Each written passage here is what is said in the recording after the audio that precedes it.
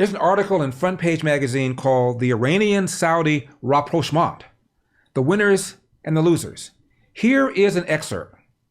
In 2016, the Saudis severed diplomatic relations with the Islamic Republic of Iran. The resumption of diplomatic relations between Riyadh and Tehran may not be a win for Saudi Arabia in the long run. It is, however, a triumph for the Islamic Republic of Iran and Beijing. The Iranian-Saudi rapprochement, mediated by the Chinese Communist regime, is a clear victory for the axis of evil and a major loss for the U.S. and Israel, end of quote. Please welcome investigative journalist and fellow at the David Horowitz Freedom Center that publishes Front Page Magazine, Daniel Greenfield. Daniel, talk about strange bedfellows. What's going on? Well, we have a lot of enemies, and those enemies are starting to get together. But the big picture here is that America is becoming weaker and weaker, and China is trying to become a world power. It's displacing us on the world stage. They've had military exercises now in South Africa. They've had them around the world. They're trying to negotiate an agreement between Russia and Ukraine. They're now actually they've successfully negotiated an agreement between Iran and Saudi Arabia. So Biden has made America very much irrelevant on the world stage, and this is the result. I thought, at least I had hopes, Daniel, that Saudi Arabia would join the Abraham Accords. I thought that they feared Iran because Iran is this close, as you know, to getting a nuke. And therefore, they needed to have some protection from other Gulf states. Now, all of a sudden, I think they believe that the Biden administration is not going to do anything about Iran getting a nuke. And they've decided that it's better to join them rather than to fight them. That's exactly right. The Abraham Accords were a product of the Trump administration, and they were backed by the fact that the United States was actually moving to stop Iran. The Biden administration instead has arranged to pay off ransoms to Iran through South Korea. They've negotiated. They've said there's no actual red line. So the Saudis have decided there is no point in playing this game any further. And it's hard to blame them because, you know, when you project weakness, why should anybody depend on you? In the long run, Daniel, does Saudi Arabia regret this? They certainly do, but this is really part of the question of what role do they want to play in the Chinese New World Order. We've had an American world order since World War II. Right now, China is trying to decide what it's going to define the world as being, and China wants energy, and it is not a good partner, unlike the United States. It takes everything, and it ultimately gives back nothing. But the Saudis are also trying to play us. They've seen that we're weak. They're going to be the pursued instead of the pursuer. They want to raise the stakes at the negotiating table. The problem is that Biden has no interest in American national security and no interest in actually playing this game.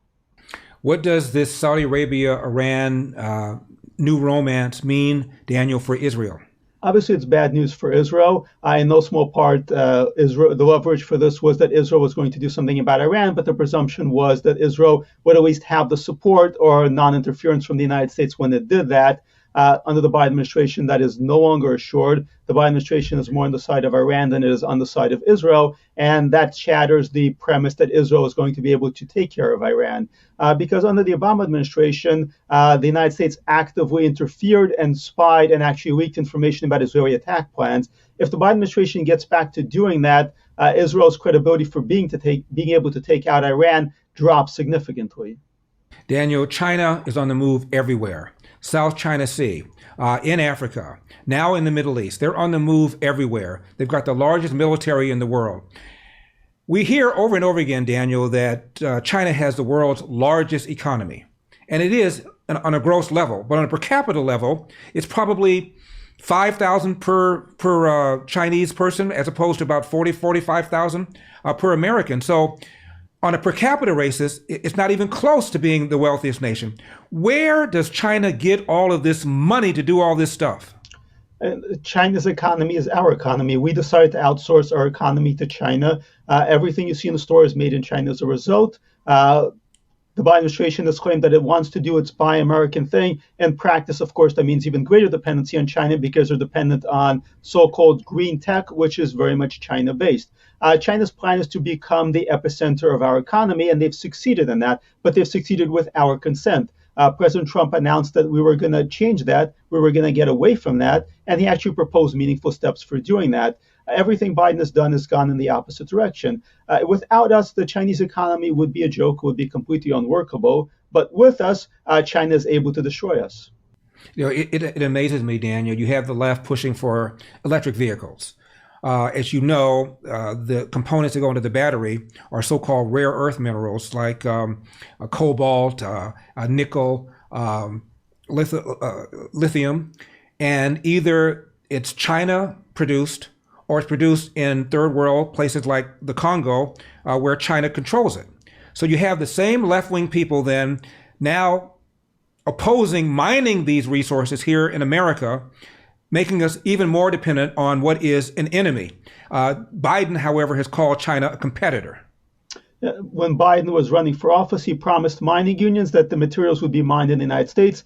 Once he took office, of course, he broke that promise. That means we are dependent on a Chinese monopoly on rare earth materials. And we have incredible resources in the United States. They're right there on the ground. We're not allowed to go after them. The result has made us dependent on China for rare earth materials. When it comes to nuclear materials, we're dependent on Russia, of all people. So we've become dependent on our enemies. We've become weak as a result, and we're not able to do anything. So, of course, China is able to do whatever it wants to us. We're not able to respond. What do we do about it, Daniel? We actually need a America First administration, one that is actually going to exploit our natural resources. America became a superpower because we used our people, our resources to get so big. And, at a certain point in the 1980s, 1990s, we decided we were going to go in the other direction. We're going to outsource the jobs. We're going to outsource the mining. We're going to outsource everything to other countries. And somehow we're still going to be very wealthy because everybody's going to learn to code. This is absolutely not a strategy. It is not a program. The same learn to code infrastructure is being wiped out now, including by AI. So we need to actually bring back manufacturing jobs, and we need to bring back manufacturing. We need to actually, Democrats keep saying we need to learn from China. This is a place we can learn from China. Bring back the manufacturing, bring back the jobs.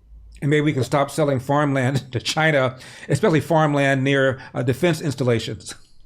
Absolutely. We've leased so much land to China. Right now, the SVB bailout, we're actually bailing out Chinese companies that are invested in the United States.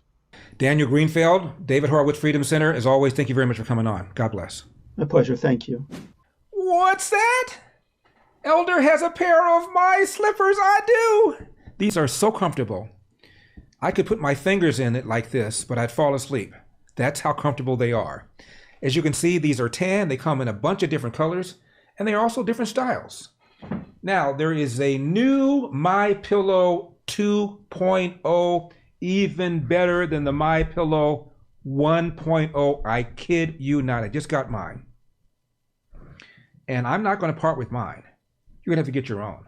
How so? Well, call the number on your screen or go to mypillow.com, promo code ELDER. You've never slept on anything more comfortable. This is a 6-pack of towels that work. I'm told they crunch a little bit when I do this. Can't do that. They actually absorb the water. And Mike found out that they put chemicals in towels now. And as a result, they may look good, they may feel good, they may even smell good. But they don't work, they don't absorb the water. These do, towels that work. Obviously, they come in different colors. Finally, last but not least, this is the Giza Dream Bedsheet. Giza is a place where, that's right, in Egypt. Why? Finest cotton in the world is grown there. And mine is white because I am the black face of white supremacy, but you're not. You may want a different color. And of course, they come in different sizes because beds come in different sizes. There are over 100 products. I've counted them. Call the number on your screen or go to mypillow.com, promo code ELDER. That's mypillow.com, promo code ELDER. Now be sure and hit that like button and hit that subscribe button. We're trying to get our subscriptions up. And scroll down and join our mailing list. Why? Because believe it or not, from time to time, YouTube has issues with my videos. I don't know why, but if you want to make sure you don't miss any, get on our mailing list. And you see that little donate button? Hit that. Throw a little something in the tip jar. Make sure we can continue giving you hard-hitting, candid programming. Remember, LarryWithEpoch.com, Larry with EPOCH.com. I'm Larry Elder. This is the Larry Elder Show for epic times. Remember, we've got a country to say. I'll see you next time.